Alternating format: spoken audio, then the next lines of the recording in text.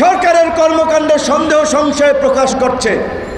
যেখানে জুলাই বিপ্লবে কিংবা 5ই আগস্টের পরে 8ই আগস্ট পর্যন্ত যে আপনাদের প্রতি সর্বজনীন সর্বদলীয় সমর্থন ছিল, এখন কেন সেটিতে ভাটা পড়ছে?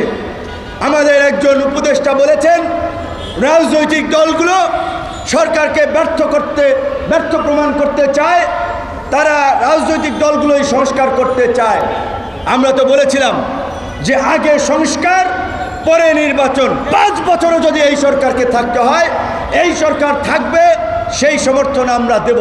কিন্তু যারা সরকারে গেছেন তাদের তো আউটলুকটা, দৃষ্টিভঙ্গিটা সার্বজনীন থাকতে হবে। তাদের দৃষ্টিভঙ্গি যদি নির্দিষ্ট কোনো রাজনৈতিক দল সংগঠনের প্রতি হয়, তাহলে তো আপনারা সবার সমর্থন পাবেন না।